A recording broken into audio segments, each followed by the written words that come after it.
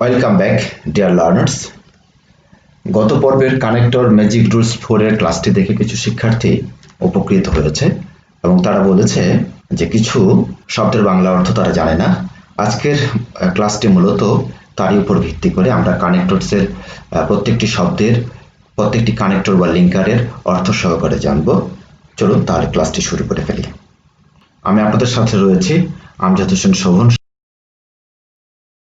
এই যে আমরা একটা ছবি দেখতে পাচ্ছি, মূলত এই পাশে এটা একটা ক্যানাল, এই পাশের মানুষের সাথে এই পাশের মানুষের একটা সংযোগ তৈরি করেছে। There is a bridge on the canal. People can easily connect with the people of other side. এই ব্রিজ থাকার কারণে এই পাশের মানুষের সাথে আরেক পাশের মানুষের একটা সহজ রাস্তা তৈরি হয়েছে তারা যোগাযোগ করার জন্য। What is our today's lesson? আগেই ঘোষণা করে ফেলেছি। আমাদের এই যে এইটা একটি সেন্টার, যে কোনো বিষয় বা থিমের একটি সেন্টার, তার সাথে প্রত্যেকটি সেন্টেন্স যখন আমরা তৈরি করব বা লিখব সেক্ষেত্রে কানেক্টেড রয়েছে। এই যে শিকলগুলো যেভাবে কানেক্ট হয়েছে এভাবে কানেক্ট করে থাকে মূলত। তো তাহলে মূল বিষয় হলো যে একটি গল্প বা একটা মূল থিমের উপরে অন্যান্য যে সেন্টেন্সগুলো সম্পর্ক তৈরি হয় সেই সম্পর্কগুলোকে আমরা কানেক্টরস অথবা লিঙ্কার্স বলছি। That means sentence connectors. After completing this lesson, we will be able to আমরা শিখতে যেটা সামর্থ্য হবো আজকের এই ক্লাসে, ডিফাইন কানেক্টরস, কানেক্টরকে ডিফাইন করতে পারবো, সংজ্ঞায়িত করতে পারবো, আইডেন্টিফাই কানেক্টরস, কানেক্টরসগুলোকে চিনতে পারবো, use connectors to connect sentence, সেন্টেন্সগুলোতে কিভাবে কানেক্টর সংযুক্ত করতে হয় সেগুলো বিষয়েও জানবো। তো শুরুতে আমরা জেনে নিই কানেক্টরস অথবা লিঙ্কার কি। এ কানেক্টর অথবা লিঙ্কার ইজ এ ওয়ার্ড, এটা একটা শব্দ, that works as a conjunction, যেটা কনজাংশন হিসাবে কাজ করে, to join two or more words, এক বা একাধিক শব্দকে সংযুক্ত করতে, ফ্রেজেস অ্যান্ড ক্লোজেস টুগেদার, একত্রে একাধিক শব্দ, ফ্রেজ এবং ক্লোজগুলোকে যুক্ত করার জন্য মূলত কানেক্টর অথবা লিঙ্কারগুলো ব্যবহার করা হয়। Why do you need them? আমাদের কেন প্রয়োজন তাদের? We need them because আমাদের তাদের প্রয়োজন কারণ they join ideas and show how these ideas are related to one another. যে একটা আইডিয়া বা ধারণা আমরা যখন কথা বলি বা কোনো একটা প্যাসেজ পড়ি বা কোনো একটা আর্টিকেল পড়ি, তখন এই একটা ধারণার সাথে আরেকটা ধারণার কি সম্পর্কটা রয়েছে সেজন্য আমরা মূলত কানেক্টরগুলো ব্যবহার করে থাকি। They help us organize our ideas, আমাদের বিভিন্ন প্রকার চিন্তাগুলোকে একসাথে সংযোগ করার জন্য এটা ব্যবহার করে থাকি। It is easier for the reader to follow, যারা পাঠক তাদের কাছে খুব সহজ হয় যে ধারণায় লেখাটা আছে লেখাটা বোঝার জন্য। লাইফ ইন দ্য হিল, পাহাড়ের জীবন। How can we link this sentence? এই সেন্টেন্স দুটাকে, নিচে দুটো সেন্টেন্স রয়েছে, যে কিভাবে আমরা লিঙ্ক করবো। Life in the hill is challenging, পাহাড়ে যে বাস করা জীবনটা এটা কিন্তু খুব বেশি প্রতিরোধমূলক বা চ্যালেঞ্জ, এটা প্রতিবন্ধকতার মধ্য দিয়ে যায়। Life in the hill can be really exciting, আবার বলছে যে প্রকৃতপক্ষেই পাহাড়ি জীবনটা হচ্ছে খুব বেশি এক্সাইটিং, মজার বা উদ্বিগ্নতা বা কৌতূহলী। তো আমরা এই দুটো সেন্টেন্সকে এখন একত্রে করে দেখব। Despite the life in the hill is challenging, পাহাড়ের জীবনটা চ্যালেঞ্জিং হওয়া সত্ত্বেও, ডিসপাইট মানে সত্ত্বেও, it can be really exciting, এটা প্রকৃতপক্ষে খুব বেশি মজার বা কৌতূহলী। আবার even though life in the hill is challenging, যদিও পাহাড়ি জীবনটা খুব প্রতিবন্ধকতার মধ্য দিয়ে যায়, it can be really exciting, এটা প্রকৃতপক্ষে খুব মজার। আবার অন্যভাবে আমরা করতে পারি, life in the hill is challenging, however it can be very exciting. ঠিক এভাবে কিন্তু আমরা যে তিনভাবে এই সেন্টেন্সটাকে পূরণ করা যায়। ঠিক যেভাবে পরীক্ষায় থাকবে, যদি পরীক্ষায় দুটো সেন্টেন্সের মাঝখানে থাকে সেক্ষেত্রে আমরা হাউ ব্যবহার করব, শুরুর দিকে ইভেন দো অথবা ডিসপাইট, যে কোনো একটা দিলেই হয়ে যাবে। ডিসপাইট, ইভেন দো, হাউএভার আর কানেক্টরস। তাহলে এই যে সেন্টেন্স তিনটাতে আমরা ব্যবহার করলাম, এই যে লাল কালারগুলো দেখতে পাচ্ছ, শিক্ষার্থীরা এই তিনটিকে কিন্তু আমরা বলছি কানেক্টরস। তো কানেক্টরস এর মূল বেসিক জিনিসটি কিন্তু আলোচনা করা হয়ে গেল। আমরা how can we link this sentences. আমরা এখানে আরেকটা জিনিস দেখতে পাচ্ছি, we went to a party. আমরা একটা অনুষ্ঠানে গিয়েছিলাম, দ্য মিউজিক ওয়াজ গুড। ওই পার্টির মিউজিকটা খুব ভালো ছিল। I decided to stay anyway. আমি চেষ্টা করেছিলাম যে ওখানে কোনোভাবেই থাকবো। I meet my friends. আমি আমার বন্ধুদের সাথে সাক্ষাৎ করেছিলাম, সেখানে দেখা হয়েছিল। We had a great time. আমরা একটা ভালো সময়ও পার করেছি। দেখেন এটাতে কিভাবে সংযুক্ত করেছে, I went to a party but the music was not good. তো যেহেতু প্রথম সেন্টেন্সটির সাথে এই সেন্টেন্সটির পরের সেন্টেন্সটির একটা বিপরীত সম্পর্ক বোঝাচ্ছে, এই জন্য কিন্তু বাট ব্যবহার করেছে। I decided to stay anyway. I decided to stay anyway.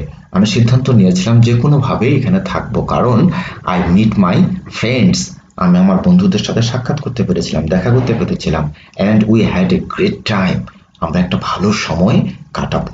বাংলায় যখন আমরা কথা বলি তখন কিন্তু এই ধরনের and, because, but এর অর্থগুলো কিন্তু সবসময় আমরা বলেই থাকি। কানেক্টর, আরেকটা জিনিস বলি, কানেক্টর কিন্তু অনেকটা ট্রাফিক সিগন্যালের মতো। কিভাবে সামনের দিকে পাঠক এগিয়ে যাবে একটা কথা বলার সময় আমরা স্বাভাবিকভাবেই বলে থাকি যেহেতু, সেহেতু, এবং, নতুবা, তথাপি, কিন্তু এগুলো অজান্তেই বলে ফেলে থাকি আমরা। এই অনেকগুলোকেই ইংরেজিতে কানেক্টরস বলে। চলো আমরা নেক্সট স্লাইড দেখি। Can you find a different way to link this sentence. ওই যে সেন্টেন্সগুলো দেখলাম ওই সেন্টেন্সগুলোকে কি আরো অন্যভাবে করা যায়? আমরা দেখে নিচ্ছি। I went to party but the music was not good. I decided to stay anyway because I meet my friends and we had a great time. ঠিক এটাকে আমরা অন্যভাবে করব। I went to a party even though, যদিও, the music was not good, I decided to stay. পরে দুটো সেন্টেন্সকেই যোগ করে নিল এই কানেক্টরসটা দিয়ে, যে যদিও ওখানে মিউজিকটা ভালো ছিল না, আমি সিদ্ধান্ত নিয়েছিলাম সেখানে থাকবো। Eventually we had a great time because I meet my friends. আমি আমার বন্ধুদের সাথে যেহেতু দেখা করতে পেরেছিলাম, এজন্য আমরা একটা খুব ভালো সময় অতিবাহিত করেছিলাম। Connectors of addition. অ্যাডিশন মানে জানি আমরা কোনো কিছু যোগ করা, যেমন এই যে একজনের সাথে সংযুক্ত হয়ে আরেকজন উপরে উঠেছে, এভাবে একটা আকৃতি তৈরি করেছে। যখন একটি সেন্টেন্সের সাথে পরবর্তী সেন্টেন্সকে মিল করা হয়, পরবর্তী সেন্টেন্সটি আগের সেন্টেন্সকে সাপোর্ট করে, তখন এই ধরনের কানেক্টরসগুলো আমরা ব্যবহার করতে পারি। যেমন অ্যাডিশনালি অতিরিক্তভাবে, ফার্দারমোর অধিকন্তু, ইন অ্যাডিশন অতিরিক্ত, মোরঅফর অধিকন্তু, সিমিলারলি একইভাবে, লাইকওয়াইজ অনুরূপভাবে, ইন দ্য সেম ওয়ে একইভাবে, বিসাইডস তাছাড়া, নট অনলি বাট অলসো শুধু তাই নয় বরং। একটা জিনিস খেয়াল রাখতে হবে, নট অনলি থাকলে বাট অলসো কিন্তু অটো মাথার ভিতরে চলে আসবে। আবার বাট অলসো আছে তার একটা দুটো শব্দ আগে, সেখানে কিন্তু আমরা নট অনলি বসিয়ে ফেলতে পারি। See if you can add some connectors. Learning English is important. It is a useful language. It is the international language. You should learn it. You can travel around the world. You can communicate with people all over the world. এই প্যাসেজটার কোন কোন জায়গায় আমরা কানেক্টরগুলো বসাবো আমরা দেখে নিই। বলছে লার্নিং ইংলিশ ইজ ইম্পর্টেন্ট, এটা খুব গুরুত্বপূর্ণ, অ্যান্ড এবং it is a useful language, এটা খুব উপকারী একটি ভাষা, এস যেহেতু it is the international language, এটা একটা আন্তর্জাতিক ভাষা, ইউ শুড লার্ন ইট, তোমাকে অবশ্যই কি করতে হবে, শিখতে হবে। You can travel around the world, তুমি সারা বিশ্ব ভ্রমণ করতে পারো, এবং you can communicate with people all over the world, সারা বিশ্বের মানুষের সাথে তুমি একটা যোগাযোগ স্থাপন করতে পারো। Connectors of contrast to mean different, মানে এতক্ষণ আমরা দেখলাম সিমিলার যদি বোঝায়, একই ধরনের বোঝায়, পরবর্তী সেন্টেন্সটি আগের সেন্টেন্সটিকে সাপোর্ট করছে। আর এখন আমরা যেটা দেখব বিপরীত বোঝালে, হাউ ইভার যাই হোক, নেভারথেলেস তবুও অথবা তথাপিও, অলদো দো ইভেন দো যদিও, ইন স্পাইট অফ ডিসপাইট সত্ত্বেও, ইন কন্ট্রাস্ট টু অন্যদিকে, অন দ্য আদার হ্যান্ড অন্যদিকে, হোয়ারাস অথবা হোয়াইল যেখানে, অন দ্য কন্ট্রারি পক্ষান্তরে। এই শব্দগুলো আমরা ব্যবহার করে একটা সেন্টেন্সের সাথে যদি বিপরীত সম্পর্ক বোঝায় তাহলে আমরা এগুলো ব্যবহার করতে পারি। Always use comma after however and therefore. একটা জিনিস খেয়াল রাখতে হবে যে যেখানে আমরা হাউএভার ব্যবহার করব এবং দেয়ারফর ব্যবহার করব তারপরে কিন্তু কমা বসবে। আমরা দেখে নেই।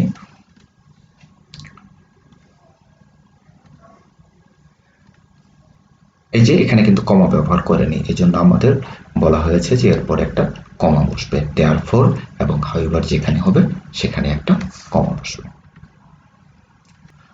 Although, even though, despite, in spite of, এই দুটোর মধ্যে অর্থ যদিও একই, অনেকটা কাছাকাছি অর্থ রয়েছে, তথাপিও এর ব্যবহারটা একটু আলাদা রয়েছে। যেমন দেখেন, although that I had rainy day, আর অলদোর সাথে তো দ্যাট হয় না, এটা একটা ভুল। আর আরেকটি ভুল রয়েছে, আমরা এখানে দেখতে পাচ্ছি যে অলদোর পরে কিন্তু একটা পূর্ণাঙ্গ সেন্টেন্স বসবে।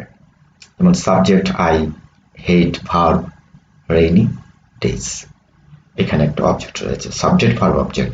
আর পক্ষান্তরে যদি আমরা দেখি ডিসপাইট যখন বসবে তখন শুধু ইউজ অফ নাউন ফ্রেজ, একটা নাউন ফ্রেজ বসাতে হবে শুধু, দা রেইন। আমরা পরীক্ষায় যেভাবে অ্যাপ্লাই করব সেটা মনে রাখতে হবে যে এখানে যদি একটা কমা থাকে, আমার এখানে যদি গ্যাপ থাকে, সেক্ষেত্রে এখানে শুধু নাউন রয়েছে, নাউন ফ্রেজ রয়েছে, সেক্ষেত্রে ডিসপাইট ব্যবহার করব।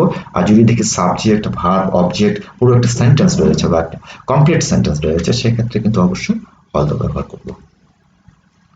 Connectors of cause and effects, কারণ এবং ফলাফল বোঝাতে আমরা যেটা ব্যবহার করি therefore অতএব, consequently ফলস্বরূপ বা পরিণামে, as a result ফলে, thus এইভাবে, for this reason এই কারণে, because কারণ, because of কারণে অথবা জন্যে, in order to কারণে অথবা জন্যে, so that যাতে।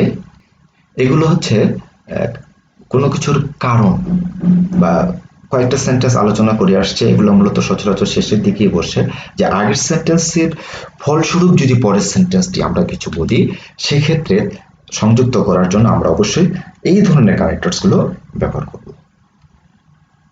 কানেক্টরস অফ সিকোয়েন্স, ধারাবাহিকতা রক্ষায় কিছু কানেক্টরস রয়েছে, যেমন ফার্স্টলি প্রথমত, সেকেন্ডলি দ্বিতীয়ত, থার্ডলি তৃতীয়ত, নেক্সট তারপর, আফটারওয়ার্ডস আফটার দ্যাট পরবর্তীতে বা তারপর, ইভেনচুয়ালি অবশেষে, ফাইনালি অবশেষে।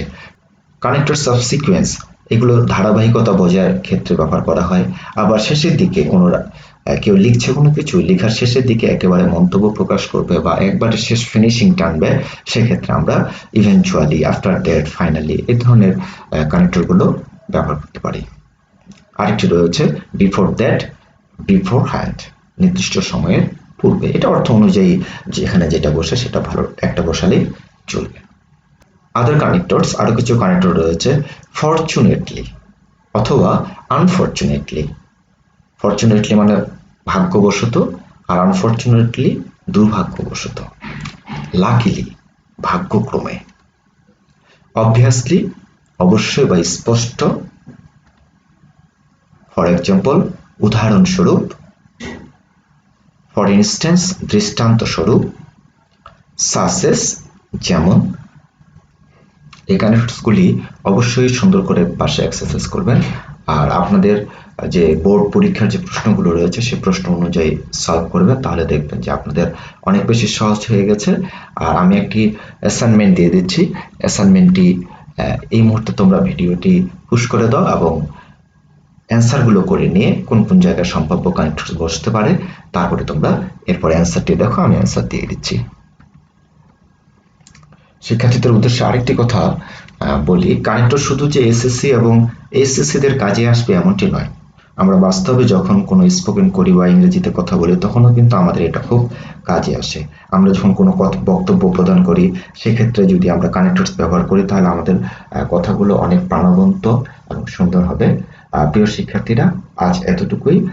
যারা আমার ক্লাস কানেক্টর ম্যাজিক টুলস 4 এখনো দেখোনি, ডেসক্রিপশনে লিঙ্ক দেওয়া আছে, অবশ্যই দেখে নেবেন আর কমেন্ট করবেন আপনাদের কেমন লাগলো ক্লাসটি।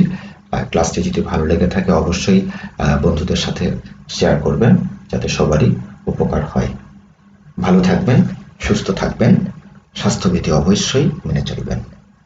Thank you all. আল্লাহ হাফিজ।